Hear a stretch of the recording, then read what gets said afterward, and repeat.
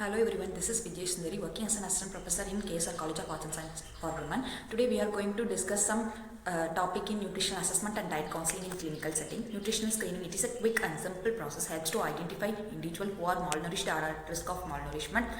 Usually it is performed at first contact, which is on admission, and it can be carried out by any healthcare professionals. Nutritional assessment is a comprehensive evaluation of patient nutritional status using clinical, biochemical, anthropometric and dietary data. It can be conducted by only trained professional, and it is used to diagnose the nutritional problem and helps to plan interventions, which is M&T goals. Role in diagnosing deficiency and disease. Nutrition screening and assessment plays an important role in that, and it helps in the early detection of protein and malnutrition, identification of micronutrient deficiency, and monitoring patient with chronic diseases such as diabetic, cancer, GI disorder, and helps in planning medical nutrition therapy, prevention complications like infection, inhaling, prolonged hospital stay. And nutritional focused physical finding, which is a systematic head-to-toe assessment of the physical sign that helps to indicates the nutritional status. Key features includes muscle wasting, fat loss, edema, skin or hair changes, especially it is useful in critical care, elderly and cancer patient. BMI is a quick tool to assess the body weight relative to height, and the formula for BMI is weight by height in meter square. Then other anthropometric assessment include mid-upper arm circumference, which is often used in pediatric patient, and it helps to note that whether they are in malnourishment.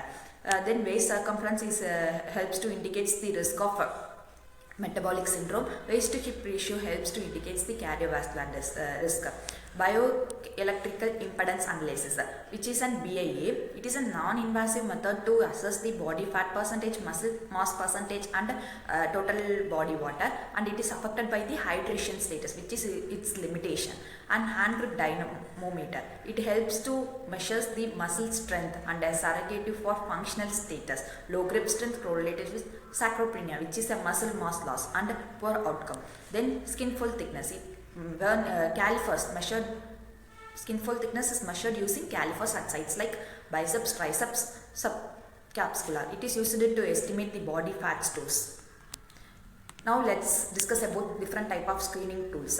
Malnutrition universal screening tool, which is MUST. It is developed in UK and used in the hospital and community setting. It is used to assess the BMI, unplanned weight loss, actual disease effect.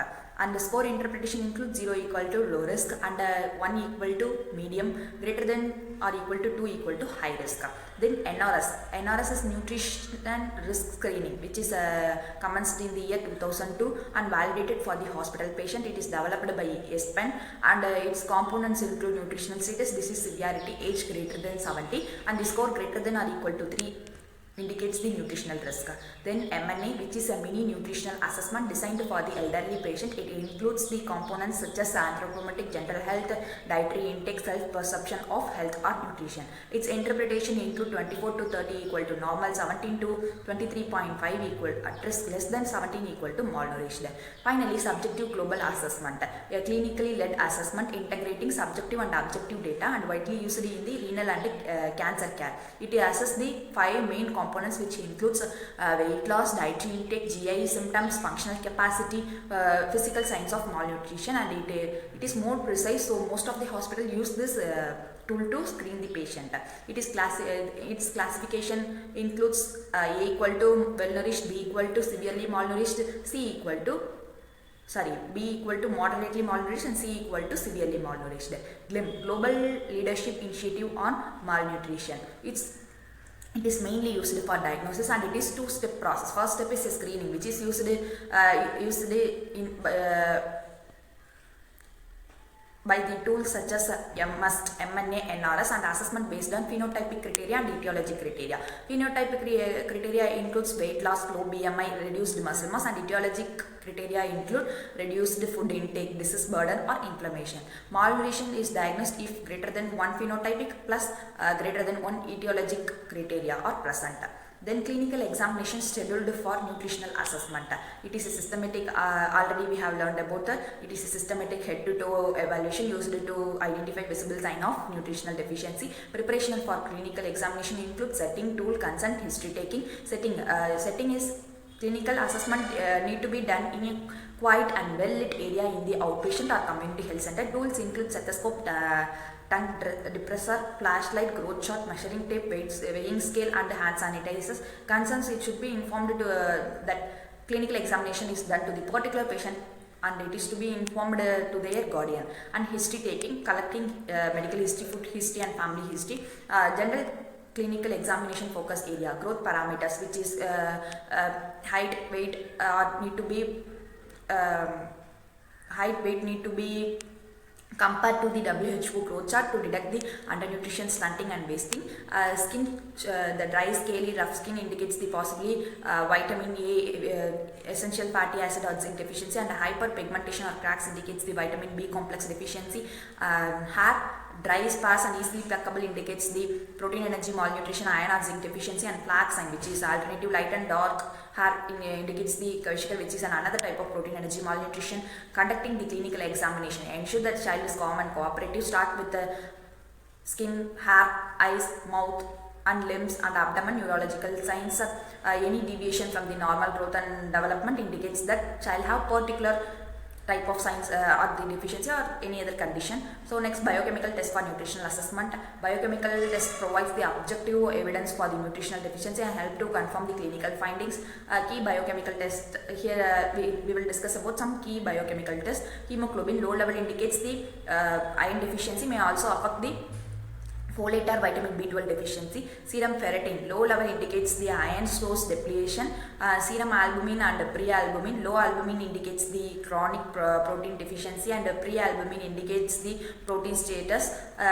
Serum retinol, which assesses the vitamin A deficiency, decreased in infection and liver disease. Eyes, white or spot night blindness indicates the vitamin A deficiency. Pale conjunctiva indicates the iron deficiency. Mouth, stomosis and glottis, which is indicates the vitamin B2, B6, and niacin or iron deficiency. Bleeding gum indicates the vitamin C deficiency.